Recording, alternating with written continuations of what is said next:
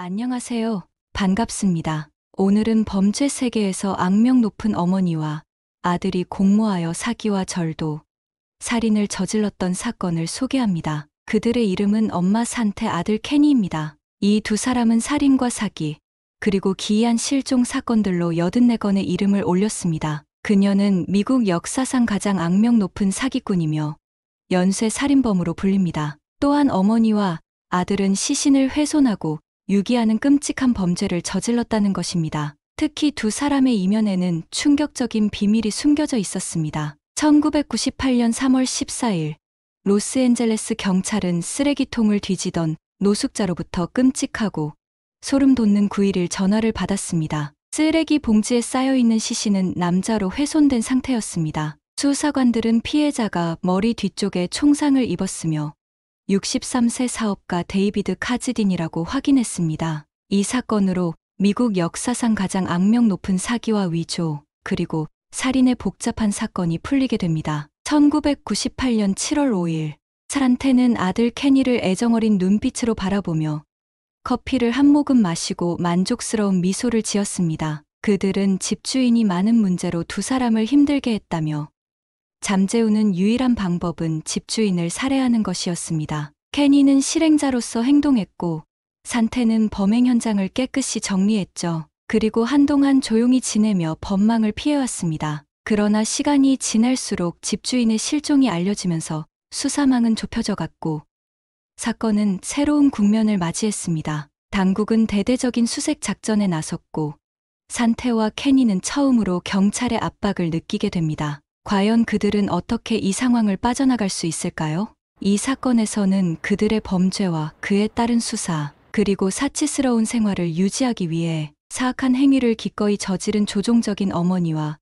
그녀의 충성스러운 아들 사이의 소름 돋는 범죄 사실을 알려드리겠습니다. 구독과 좋아요, 알림 설정과 댓글 부탁드리며 협조에 감사의 말씀 드립니다. 1934년 7월 25일, 산테는 오클라호마 시티에서 인도와 네덜란드계 이민자 가정에서 태어났습니다. 그녀의 가족은 더 나은 삶을 찾아 미국으로 왔지만 그들의 고된 삶은 산테에게 수치심과 깊은 상처를 안겨주었다고 생각합니다. 특히 아버지가 가족을 버리고 떠난 후에 어머니가 생존의 방법으로 매춘을 선택했을 때 산테에게 큰 충격이 되었습니다. 그로 인해 어린 시절부터 독특한 행동을 보였습니다. 그녀는 미성년자답지 않은 이상한 행동을 보였다는 것이죠. 불을 좋아하고 주변의 모든 것을 태우는 것을 즐겼으며 동네의 동물들을 괴롭히고 훼손했습니다. 학교에서는 친구들을 괴롭히는 아이로 악명이 높았죠. 이런 문제로 어머니가 로스앤젤레스로 이사하면서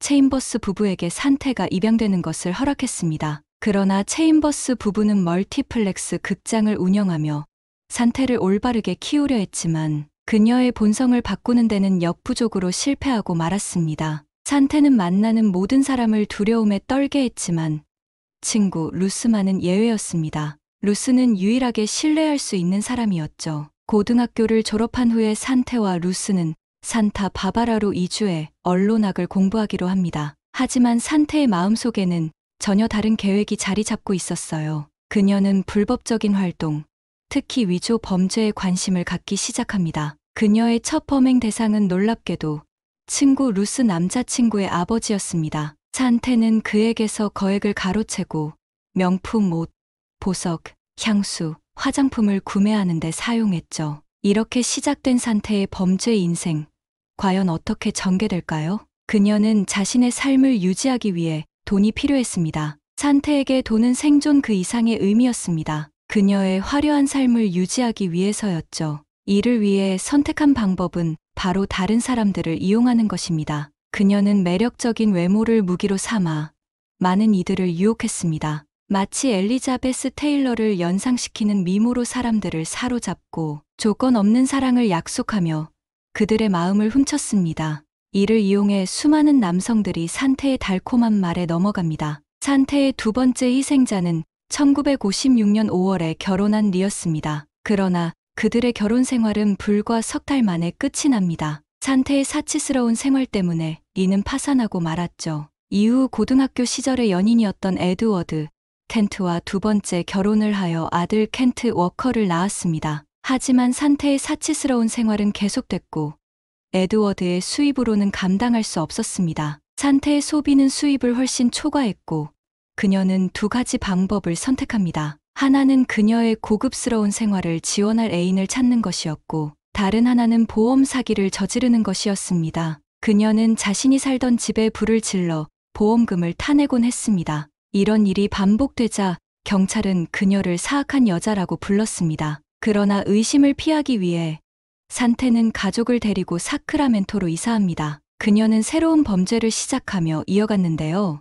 이번에는 도둑질을 시작했습니다. 산테는 가짜 이름으로 만든 신용카드를 사용해 끊임없이 물건을 훔쳤죠. 당국은 17건의 절도로 기소했지만 그녀는 거액의 벌금을 내고 감옥을 피할 수 있었습니다. 이 사건으로 두 번째 이혼을 하게 됩니다. 그러나 그녀의 범죄 행각은 여기서 끝나지 않았습니다. 산테는 모든 것을 잃고 혼자가 되자 또 다른 희생자를 찾으려고 했습니다. 그때 그녀의 눈에 들어온 사람이 바로 52세 부동산 개발업자 켄 킴스였습니다. 켄은 미국 전역에 모텔을 건설하며 막대한 부를 쌓았죠. 1971년 그의 재산은 무려 2,200만 달러에 달했습니다. 산테는 켄을 사로잡기 위해 치밀한 계획을 세웠고 켄의 자녀들이 결혼을 반대함에도 불구하고 결혼에 성공합니다. 그러나 켄과 결혼한 후에도 돈이 많았음에도 불구하고 산테는 범죄를 계속했으며 범죄 습관을 모노폴리 게임으로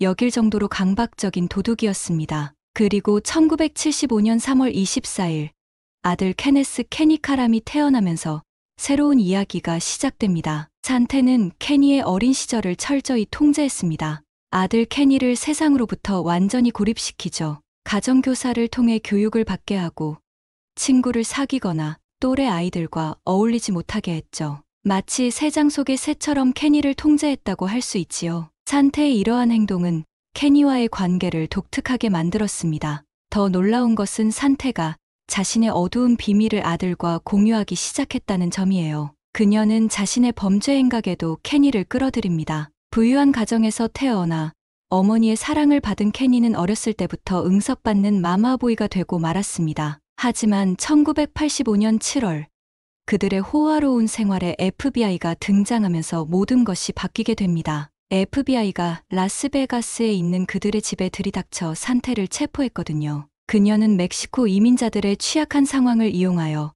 강제 노동을 시켰습니다. 이로 인해 산테는 5년형을 선고받고 감옥에 가게 됩니다. 그러나 출소 후에도 남편의 재산 덕분에 다시 호화로운 삶을 이어갔습니다. 몇 년간의 감옥 생활에도 불구하고 산테는 자신의 사악한 행동을 바로잡지 못했습니다. 오히려 그녀는 뭔가 잘못되면 히스테리적이고 폭력적이 되었습니다. 하지만 1994년 3월 예상치 못한 비극이 찾아옵니다. 남편 켄이 뇌질환으로 세상을 떠났다는 것입니다. 이때 산테는 놀라운 결정을 하게 되는데요. 켄의 자녀들이 유산을 상속받지 못하도록 남편의 죽음을 숨기고 시신을 화장해버립니다. 심지어 은행에서는 켄으로 위장하기까지 했죠. 케니에게는 충격적인 진실을 털어놓고 만약 이 사실을 누설하면 둘 다 거리로 나앉게 될 것이라며 협박했죠. 어머니를 전적으로 신뢰했던 케니는 비밀을 지키며 지시에 따릅니다. 두 사람은 전국을 여행하며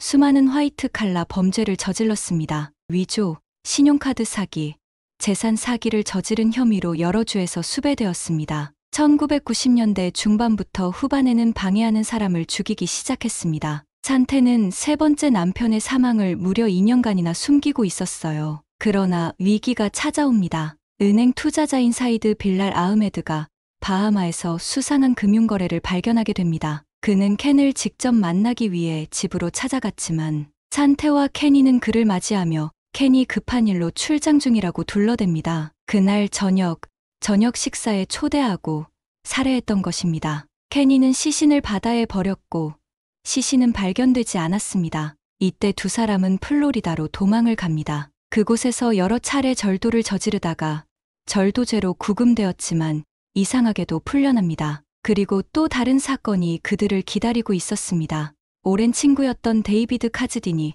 충격적인 사실을 발견합니다. 1998년 3월 자신의 집을 담보로 서명을 위조해 28만 달러의 대출을 산테가 받았다는 사실을 알게 됩니다. 그는 산태에게 이 문제를 해결하지 않으면 법적 조치를 취하겠다고 경고합니다. 산태는 아들을 통해 모든 것을 정리하겠다고 그를 안심시킵니다. 하지만 케니는 로스앤젤레스에 있는 데이비드의 집을 방문해 그의 생명을 앗아갑니다. 문을 열어준 데이비드를 향해 총을 쏘아 목숨을 빼앗았고 시신을 자동차 트렁크에 실은 다음 공항 근처에서 모든 흔적을 숨겼습니다. 하지만 그들의 범행은 끝나지 않았으며 더욱 끔찍하게 변합니다. 그들은 여러 사기 범죄를 저지른 뒤에 새로운 터전을 찾아 뉴욕으로 발길을 돌렸습니다. 그곳에서 그들은 운명적인 만남을 갖게 되죠. 바로 82세의 부유한 여성, 아이린 실버먼입니다. 아이린은 $700만 이상의 재산을 소유하고 있었고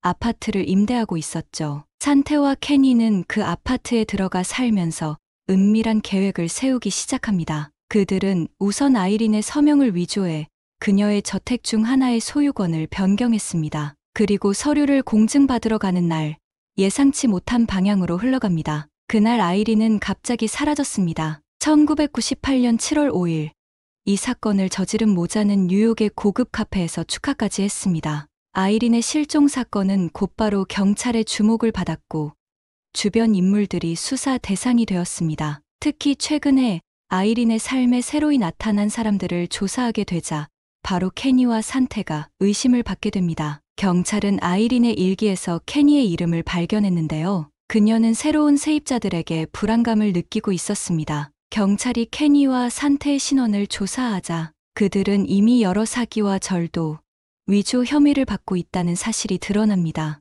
또한 여러 실종 사건과 살인 사건과도 연관이 있다는 것도 밝혀냅니다. 경찰은 케니가 데이비드 카즈딘을 살해할 때 사용한 총의 출처를 추적하게 됩니다. 이 총을 판매한 사람은 스탠 패터슨이었습니다. 그는 케니와 그의 어머니 산태를 알고 있었습니다. 스탠은 사기 혐의를 피하기 위해 경찰에 협조를 하게 됩니다. 덕분에 산태와 케니는 체포되었습니다. 그들의 집에서는 아이린 실버먼의 문서와 수표, 가발, 마취제, 쓰레기 봉투, 테이프, 그리고 아이린의 서명을 연습한 흔적들이 발견됩니다. 그리고 산태의 가방에서는 총과 실버먼의 신분증도 발견합니다. 또한 산태가 보관했던 노트를 발견했는데요.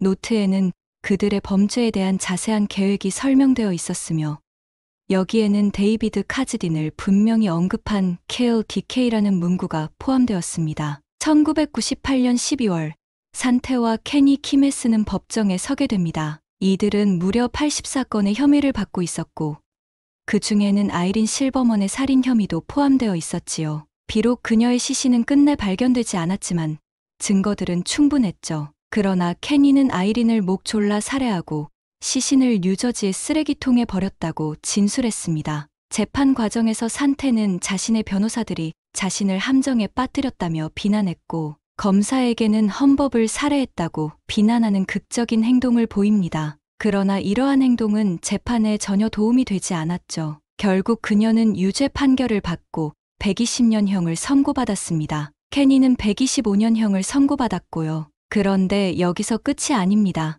차이드와 데이비드의 살인 사건도 여전히 미해결 상태였지요. 6년 후 산태 키메스는 다시 재판을 받았습니다. 이번에는 $28만 서명을 위조하고 데이비드 카즈딘을 살해한 사건이었습니다. 그의 시체는 1998년 로스앤젤레스 국제공항에서 쓰레기 봉지에 담겨 발견되었습니다. 검찰은 케니를 압박하며 협조를 요청했고 무기징역을 조건으로 어머니를 고발하라고 했습니다. 케니는 시드와 데이비드의 살인도 자백을 했습니다. 케니는 사형을 피하고자 재판에서 어머니를 상대로 증언대에 섰습니다. 케니는 어머니가 가장 사악한 인물 중 하나라고 증언했으며 그는 증언하는 동안 어머니가 몸이 없으면 범죄는 밝혀질 수 없다고 자신에게 수없이 가르쳤다고 말했습니다. 나는 사형을 피하기 위해 거래를 하고 자백하게 되었습니다. 어머니는 내 목숨을 구하는 것조차 협조하지 않았습니다. 어머니가 무죄의 거짓말을 계속해야 한다고 주장하셨지만 나는 우리 둘을 구하기 위해 어머니를 상대로 증언을 하게 된 것입니다. 결국 두 사람은 가석방 없는 종신형을 선고받게 됩니다. 2014년 5월 19일 뉴욕의 베드포드 힐스 여성 교도소에서 79세의 나이로 산태는 세상을 떠났습니다. 케니는 현재 캘리포니아 리처드 제이 도노반 교도소에 수감 중입니다. 그는 자신의 어머니가 평생 자신을 학대했던 일화를 들려주었고, 어렸을 때 어머니가 5년 동안 감옥에 갇혀 있을 때만이 자신이 어머니의 영향에서 자유로웠던 때라고 회상했습니다. 산텍 하임스는 2014년 사망할 때까지 자신의 무죄를 주장하며 어떤 범죄도 인정하지 않았습니다. 케니가 어머니에게 조종당한 희생자였는지 아니면 그녀의 범죄 제국에 기꺼이 가담했는지에 대한 논쟁을 계속 불러일으키고 있습니다. 산테와 케니의 이야기는 조종적인 관계가 어떻게 파괴적인 결과를 초래할 수 있는지에 대한 냉엄함을 상기시켜줍니다. 그들의 범죄는 충격을 주었고 배신, 탐욕, 냉혈한 살인의 지속적인 유산을 남겼습니다. 범죄의 끝은 결국 후회와 고통뿐인 것 같습니다. 희생자들에게 애도를 표합니다. 오늘도 시청해 주셔서 감사합니다.